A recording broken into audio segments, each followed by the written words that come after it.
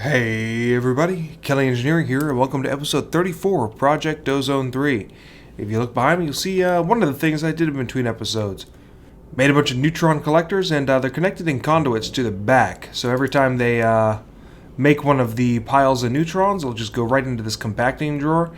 I've already gotten, as you see, 59. I've actually gotten more than that, enough to make a block of neutronium, and I've added that to my transmutation table. I've also rethought how I'm going to do the all of the singularities. So I made an energy condenser Mark II. I made 32 of them, and this is how I'm going to make all of my all of the items I need in order to make all the singularities. Right now, it's just cobblestone going in, and cobblestone is of course super slow. I'm not going to make nearly enough enderium ingots quick enough. So what I'm going to do later on in the future is I'm actually going to hook up guardian scales. Here we are, guardian scales, right here, because you get a bunch of them from Woot Farms if you have an Elder Guardian in there, and these are actually worth quite a bit of stack EMC, so 4.46.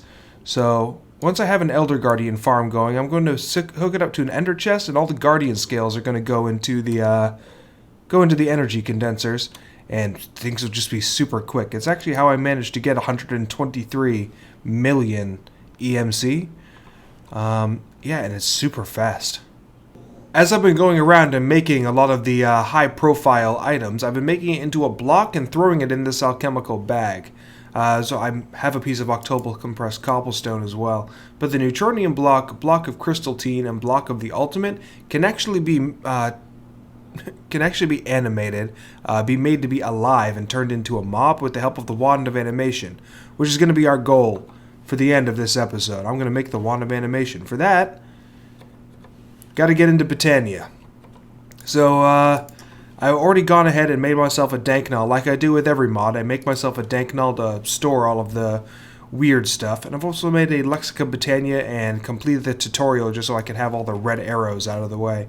When you start Botania is actually super smart, realizes you haven't done anything with it before, and will start a tutorial and guide you through the book on the basics of things. So, yeah, it's absolutely wonderful. This is probably the most polished mod of anything, of any other mod. In this reporter's humble opinion. So yeah, we're going to get into the Botania. I've already got a whole bunch of mystical flowers grown up here with the help of this mystical fertilizer. I have, oh wow, 2,700 of it. I stuck one piece of floral fertilizer inside one of the energy condensers and put in a stack of experience. And yeah, it made a little bit more than I thought I was going to. So yeah, I have 2,700 floral fertilizer, and that's amazing. So I'm going to collect all of these flowers up and go over. The white one is especially one that I need. I'm going to collect all of these flowers up and make a petal apothecary for you. The petal apothecary, where are you? Is right here, and it requires, oh wow, verdant crystals. So the recipe has changed for Project Ozone 3. And verdant crystals have EMC values, that's excellent. And mystical flower clusters. Oh yeah, that's no issue at all. But with the petal apothecary, all you have to do is fill it up with water and throw in a recipe, and it will make what you need it to. Alright, I have made my petal apothecary. I've also placed a sink right beside it because I need to keep this thing filled with water. I've taken some of my white mystical petals. Oh, I don't actually think I went over how to make the petals. So in order to make the petals, all you need to do is just take one of the mystical white flowers and put it in a crafting grid, and you get 2 of them. If you want, you can place the petal in the ground, and you see how it just glimmered like that. That means that I just planted that petal. And take some of that fertilizer out again. Correction, you don't need the floral fertilizer, you need bone meal. So bone meal. And you see how I just got a white flower again, but it's actually double high. In order to take the double high, the tall mystical flowers, you need a pair of shears. Once you have the tall mystical flower, you put it in there and you get 4 mystical white petals instead. So that is how that is done. I'm not really worried about it since I have more than enough floral fertilizer. I can just continuously plant all of the things I want. And yeah, I'm not worried about it. So let's put that away and get started with the petal apothecary. The first thing that we need to make is a pure daisy. So what I am going to do is turn off my coin of fortune. And I'm going to drop a petal. There we go. And now that I have 4 petals in here, you'll see that I have a new little gooey thing showing the 4 petals. And if I supply a seed to it, I will get a pure daisy. So, seed. I'm going to make 4 of these pure daisies. Oh yeah, beautiful. Pure daisy. So, supply more water, and if you... Oh, it actually tells you, right-click with an empty hand to add back the last recipe. Boom. And yeah, that's it's very handy if you need to make a lot of stuff using the petal apothecary. Empty hand, seed, pure daisy. Now that I have 4 pure daisies, I'm going to set these down and space them relatively far apart. 1. Here we go. So I just placed these 4 daisies here, and I'm going to take out some wood. Yep, some oak wood will do, and I'm also going to take out some cobblestone. So if you place the wood in a circle around a pure daisy, you'll see those particles that are showing up right now. That says it's converting the wood to living wood. And the same with stone. Oh, it doesn't. Alright, it's not cobblestone, it's regular stone. My mistake. There we go. Got the particles on the stone now. So living rock and living wood are part of quite a few recipes, if I'm not mistaken. Let's get to the let's look at the living rock. Oh, and they look absolutely fantastic too. It's a fantastic building block. Oh yeah, I'm going to need the living rock for oh, the runic altar. That's definitely important. But yeah, there's a whole bunch of stuff that I need for this. So after a while, you just have to be a little bit patient. The pure daisies will convert the wood into living wood and convert the stone into living stone. Wonderful. So you're gonna have to you are gonna have to manually pick this stuff up. There is, of course, a way to automate it. There's a way to automate everything. Botania was made to be automated using Minecraft, vanilla Minecraft ways. So most things respond to comparators and redstone signals, and will do what they're supposed to when you supply them with those signals. I am not worried about the automation portion of it yet, because I just want to get through everything. I need to make Terra steel and I need to make elementium. So with Terra steel and elementium, I can finally make the Tinker's Construct alloy that will give me the wand of animation. And that is today's episode's goal. So now that we have plenty of living wood and living rock, I'm going to be making a mana spreader, which is 7 living wood and any of the petals or mushrooms from Botania. What the mana spreader does is, once you have a mana generating flower around the mana spreader, and the mana generating flower will generate mana, the spreader will automatically pick it up and redirect it wherever you need it to go. And we also need to create a mana pool.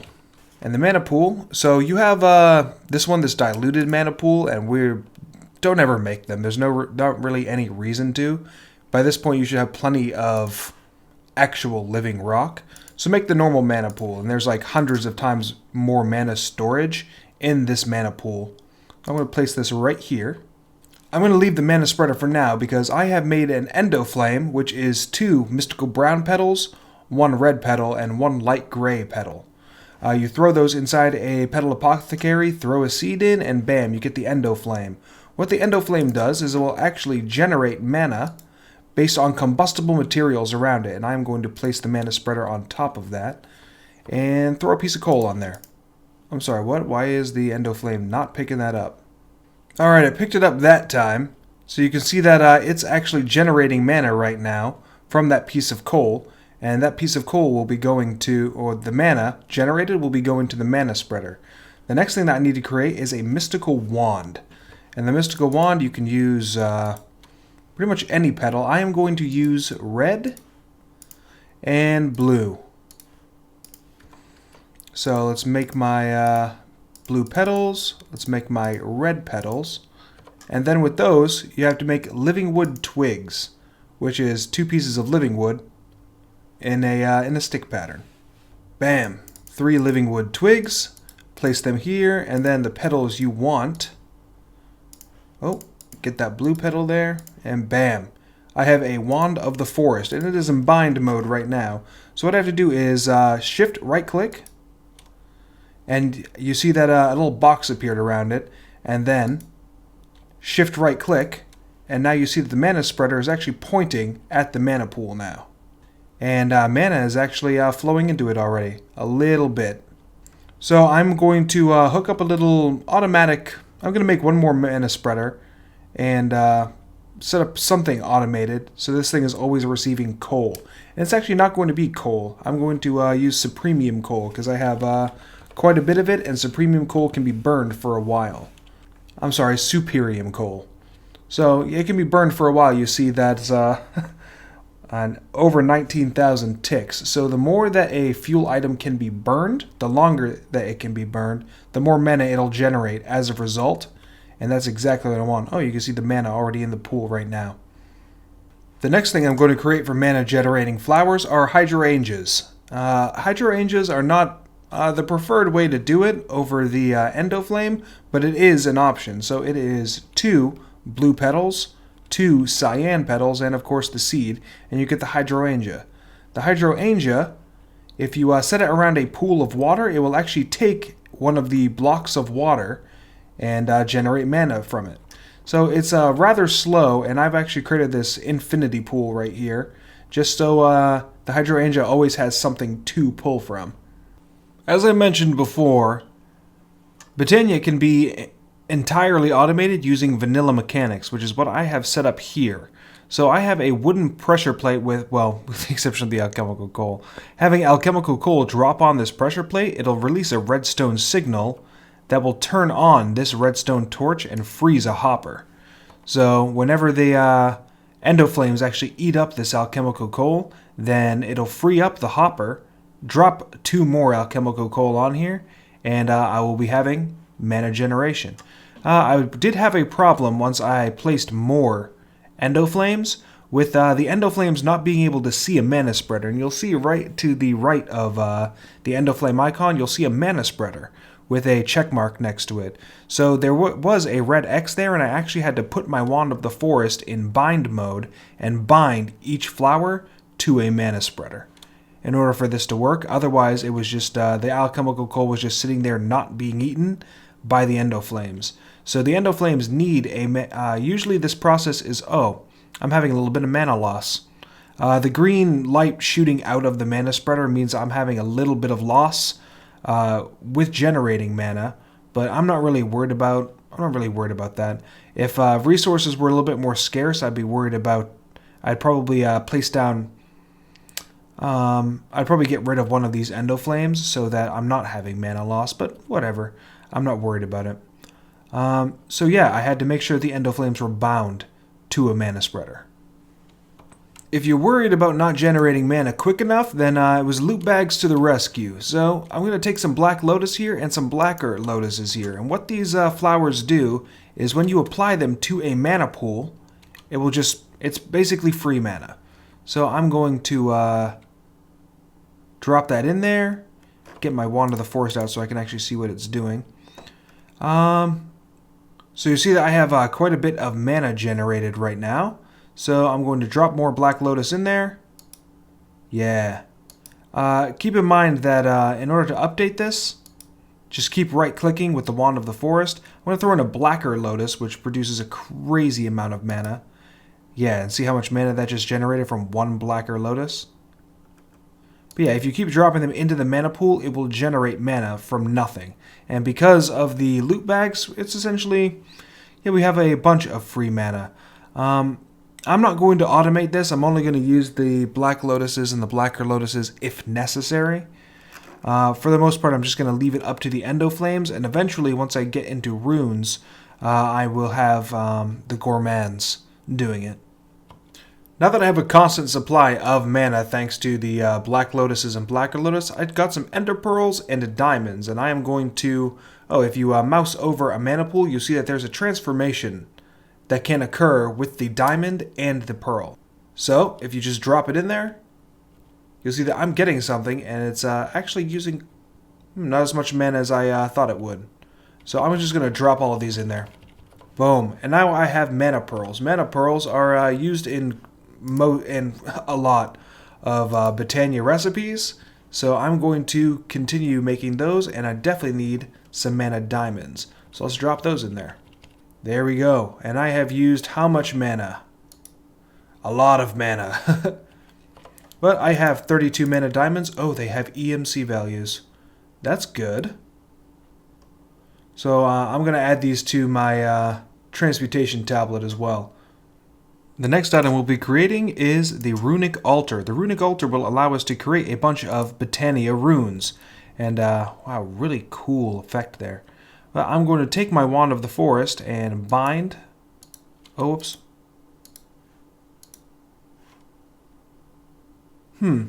Oh, whoops. Sorry, you have to bind a Mana Spreader. Am I in bind mode? Mana Spreader to Runic Altar. And it will eventually start sending mana. I may have this too far away. Alright, I have moved my Runic Altar, and if you look at the Mana Spreader, it is indeed attached to the Runic Altar. And I'm going to place items on there. Sugarcane, bone meal, a fishing rod, mana powder, which is redstone dropped in a mana pool, and mana steel ingots. So now you'll see that the Mana Spreader has started spreading mana to the Runic Altar. And after it has received enough mana, and it will flash at you when it's ready to receive the mana, all you need to do is, if you look over at the little arrow icon, I've never noticed that before, but it's showing how much mana is actually going to be required to make this rune. And yeah, it's filling up pretty nicely right now. All right, one more pulse. There we go. All I need to do is drop a piece of, yeah, see what I mean? It's very evident that it's filled with mana. Oh no. Drop a piece of... Where are you, living... So I have a piece of living wood on there, and then all I have to do is tap it with my wand. Function mode, tap it. And bam. I have 2 runes of water. So I'm going to do that with all of the necessary runes that are part of the mod, and there are quests for it. There are runes for the elements, there are runes for the seasons, and runes for the sins. And I'm going to make every single one of them. Well, at the very least the elements, because I need a rune of mana to continue on with what I want to do. So I have made all of the elemental runes, as well as 2 runes of mana. And I'm in the process of making the Rune of Spring right now. I just need to wait for the mana to populate on my Runic Altar. That is 3 saplings, any saplings, and a piece of wheat, the Rune of Water, and a Rune of Fire. Alright, so now that that is ready to go, right-click, and you'll notice that I got my Rune of Spring right there, but I get to keep the Rune of Water and the Rune of Fire. Whenever the Petal Apothecary or the Runic Altar require one of the runes just act as a catalyst. So you don't need to worry about the... let me make this again. You don't need to worry about losing your runes whenever they're acting as a catalyst in the altar or in the apothecary. However, the Rune of Earth, one of the first things you're going to create with all of the runes, the elemental and the mana, is the Terra Steel Agglomeration Plate. So I'm going to make that right now. Right here, the Terrestrial Agglomeration Plate, rather. And I'm going to make that, if I just had 1 block of mana steel, whatever, that's no issue. Block of mana steel. Boom. Terrestrial Agglomeration Plate. And you'll notice it just used those runes. So even though you have the catalysts being used to make the runes and in the Petal Apothecary, if you're using it in a crafting recipe, you will use those runes. So be wary of that. Alright, I made a mistake earlier. I'm once again remembering things wrong. So I'm about to make something called the Rosa Arcana. And the Rosa Arcana requires a rune of mana. So drop the seed in, and I did not get that rune of mana back. So whenever you're using the Petal Apothecary, you will not get your runes back. They will be consumed. They will not be consumed if you are using it in the Runic Altar only. In any case, I'm going to set down this Rosa Arcana and take a look at my, well, first I need to link it up to to a mana spreader. So let's get a mana spreader. So I'm going to, yeah, right here seems just about fine. So I'm going to put this in bind mode, hook this to this mana pool, and place down the Rosa Arcana. If you look at my experience bar, the experience bar is depleting. That's because the Rosa Arcana is taking it and sending it to this mana spreader. So, yep, it is hooked up to this mana spreader. You can see by the outline on it. And my mana pool is actually, yeah, it's getting quite a decent amount of mana. Wow, it is completely full. So, yeah, once my experience drain has slowed down quite a bit because the mana spreader is full and it's trying to push everything to the mana pool. But that is what the Rosa Arcana does.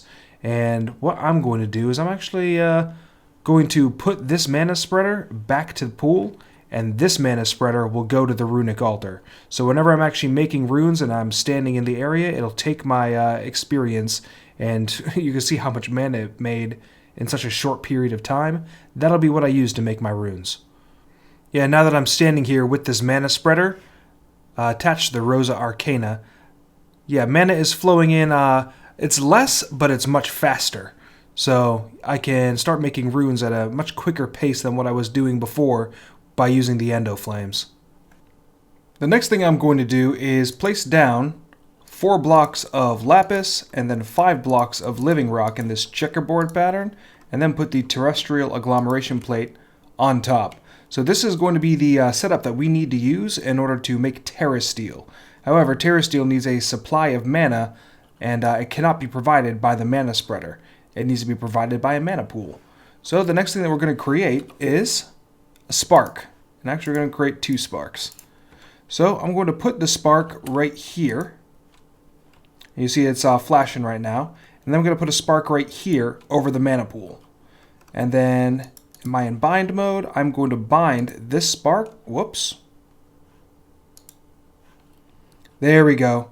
So right-clicking the spark just linked these 2 sparks together. And that means that mana will be flowing into the terrestrial agglomeration plate. And then after you have the sparks linked up, you're going to need mana steel, mana pearls, and mana diamonds, and you just throw them on top of the terrestrial agglomeration plate. Boop, and make sure you do not pick that up. Once the mana transfer starts, if you interrupt this little process that's going on, you have just wasted so much mana. It takes about half of a standard mana pool in order to you see how much it's draining, and it's draining rather quickly as well. And this is all to make 1 Terra Steel ingot. So yeah, it's draining quite a bit of mana. Hopefully I have enough.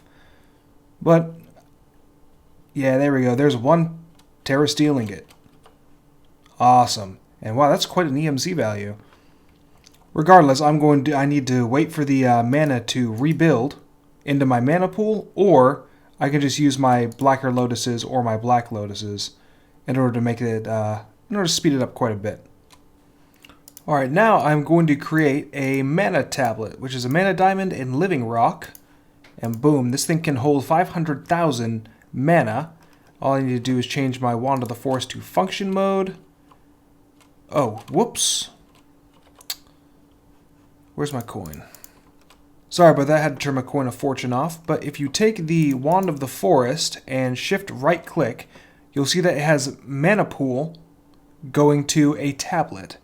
Over here, this is just like normal. This is a standard, it's going into the mana pool. But if you drop the mana tablet in, you'll see that the mana level is starting to lower, and you see those little lightning particle effects going on. So the mana tablet is actually filling up with mana right now. Oh, and also this is a mana splitter. I have it attached to both mana spreaders right here. So this is going to evenly distribute mana to each of these pools based on the mana that it's receiving. Let's see. I have a full mana tablet. Awesome. So this is just a handy way to store mana, and eventually you can use this mana if you need to. Alright, finally we're going to be getting into the Elven Gateway. The Elven Gateway will allow you to do something called Elven Trades, where you just throw an item into it, and you'll get an item back by trading, quote-unquote, with the elves. So for that, I just made Glimmering Living Wood, which is living wood next to a piece of glowstone. You also need to turn one of your Terra Steel ingots into Terra Steel nuggets to make one Elven Gateway core. And then the rest is just going to be living wood. So this is what your portal is going to look like, with the gateway core down here, and then in the cardinal directions, the Glimmering Living Wood. So I placed 2 mana pools here, because I also need to make something called pylons, and I already have the, So mana pylons, I'm going to need 2 of those. Combined with 3 Terra Steel nuggets and an Eye of Ender. And I'll just put these right here.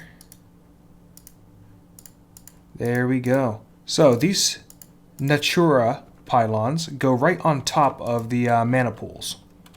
Boom. And after I start supplying mana to the mana pools, then the Natura pylons will start providing that mana to the portal to keep it open. It requires a steady supply of mana in order to keep the portal open, and even more so to conduct elven trades. So I'm going to get my system set up here. I don't know what flower I want to use to generate the mana, but it's gonna need quite a bit of mana, so I'll figure that out. I'll be back with you shortly. Alright, we are ready to begin. I have 2 full mana pools. The setup I went with is Rosa Arcanas. I'm not happy with it, and I'm going to change something around. But it's taken my experience, putting it into the mana spreaders, and of course putting it to the mana pools from there. So I'm going to right click. Alright, I have an open portal. How's my mana doing? Ugh. Alright, so opened the portal just fine. And cool. Let it take a little bit more of my mana, or my experience rather. Alright, cool. We're doing good. So this is the portal to Alfheim. I'm going to take out my mana steel ingots. And the first thing that you should do once you have it open is, if you look in the Lexica Botanica, there is a section on Alphamancy, which is Portal of Alfheim stuff. If you throw your book in, you'll get a new one out. And this Lexica Botanica has been upgraded, awesome, to include Ritual of Gaia stuff and Alphamancy. Anything in green is stuff that you have gained through throwing your book through the portal to Alfheim. But let's throw in some mana steel ingots and check how my mana's doing. Alright, still raising, excellent. If you throw in 2 mana steel ingots, you'll get 1 Elementium out. Mana's still holding strong. Okay, actually, I think that this is really going to work for us with these Rosa Arcanas. But I have an Elementium ingot, one of the things I really, really wanted. With the Terra Steel and the Elementium, I can melt all three of the Botania metals down and combine it with glass to get the ingot I need to make the wand of animation. So first things first, it has an EMC value, it goes in the table. And I'm going to make some more of these. Oh wow, my mana pool is like holding steady like nobody's business. Well, I have 7 Elementium ingots now. Beautiful.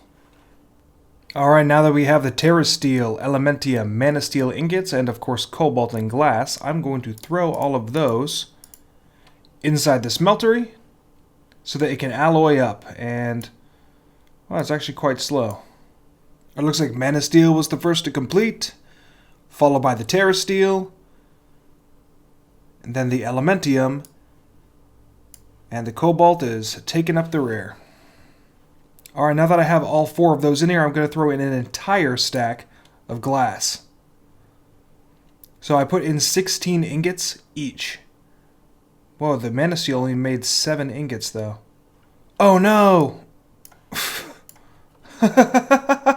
Whoops! Forgot that my timer was on. Alright, looks like I need to throw in some more cobalt. Or throw in some more mana steel, rather. Alright. Well, yeah, that was totally my bad with the casting basin. And there we go. I have molten Mirian being made. I don't know how many blocks it's going to make. Well, I'm already at 2. Awesome. I'm going to let this all smelt up. And, oh, I'm going to have more than enough Mirian. Holy wow. 16 ingots was actually too much. Who'd have thunk it? One thing I forgot to mention about the Rosa Arcanas is I actually have them sitting on enchanted soil right now. My loot bags were giving me something called overgrowth seeds. And yeah, here are the overgrowth seeds right now. When a plant is on, whenever a Botania plant is on a piece of enchanted soil, it will double the output of whatever it was doing before. So my Rosa Arcanas are doubly effective because of this. And so yeah, make use of enchanted soil if you have it, and I'm actually probably going to upgrade my End of Flame over here with enchanted soil as well. But let's go check on the Mirian and see how the Mirian's doing. Alright, I got 7 blocks and 1 ingot of Mirian, and 48 blocks of glass. So it looks like all I needed were 16 pieces of glass and then 16 of the other ingots, and I would have gotten 7 blocks of Mirian. So I threw in a whole stack. I didn't need to do that. All I needed to do is throw in 16 pieces of glass. Well, let's start. I'm going to throw the timer right back up here, and we're going to start getting our Mirian. Alright, I have enough of the Mirian right now to create... Yeah, and it does need the elite crafting table. Why did I... Oh, okay. I needed more crystal matrix earlier. So, now that I have the Mirian ingots... Boom! Wand of Animation. And the Wand of Animation is a fantastic block, or fantastic wand. And over here, where I tore down my dynamic tanks and I was wondering what I was going to put in here, well, what I'm going to put here is a setup to automate the killing of animated blocks. So I'm going to take this neutronium block, put it down, and then animate it. Awesome. So I have an animated neutronium block. He is, for all intents and purposes, a mob. And see, I just killed him. Oh, and he didn't drop any... Oh, there it is. Okay. So, and he drops a neutronium block. So, what is excellent about the Wand of Animation is going to place this down, animate it again, and then take out a mob imprisonment tool. A mob imprisonment tool, grab the neutronium. So I can take my mob imprisonment tool with the neutronium, put it in here in the mob duplicator, and have an exact copy being made. And once I supply it with some essence as well... Where did I put all of my essence? Oh, wrong one. There we go. So once you supply it with essence, it'll start making exact duplicates of neutronium blocks. Which means, I just turned 1 neutronium block into 4. Into 5. Awesome. And that is what the mob duplicators do for me.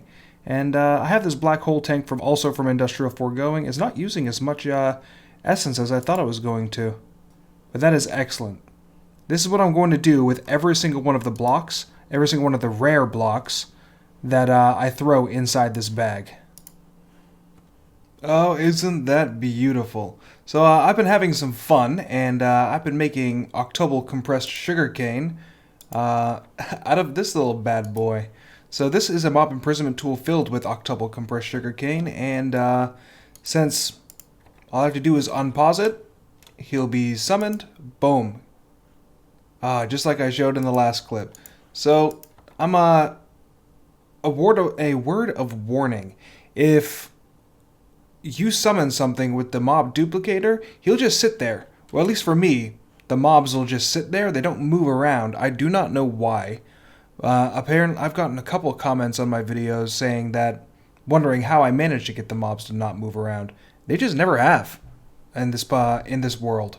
So that is what it is. But if a mob just sits on a mob duplicator and doesn't move around, there's no space for another mob to take its place. So it will keep using essence, it will keep using power, and it will keep, quote unquote, spawning a new mob, even though nothing will actually take its place. So the second something is spawned, you have to kill it immediately to get it off of the mob duplicator, so another one will so you're not wasting resources. And that's the way that is. But now that I have octuple compressed sugarcane, this is 5.51 billion EMC. Boom. So with this, I essentially have unlimited, infinite EMC, and I don't really have to worry about that anymore. I have octuple compressed cobblestone in here as well as neutronium blocks, crystal matrix blocks, blocks of crystalline, and block of the ultimate. As soon as I make infinity ingots, I'm going to animate that mob and have infinity blocks being crafted like nobody's business as well. I also tore down what I showed you with the intro of the video and set this up as well. It took quite a while. So these are all of the crystal matrix, all of the singularities. Unfortunately, I still need to doctor this a little bit. I'll show you why in a second. But I have a ender chest hooked up to my woot farm, and guardian scales are populating and moving right into my energy condensers. They're making the stuff I need, and then it's being pulled out via conduit into the quantum compressors. What I messed up was the quantum compressors apparently act like furnaces.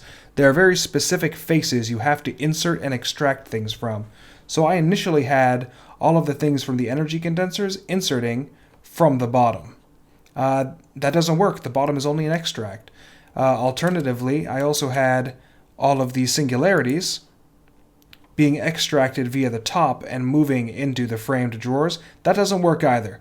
It has to be extracted from either the bottom or the back. And so I need to retool this a little bit, and I will.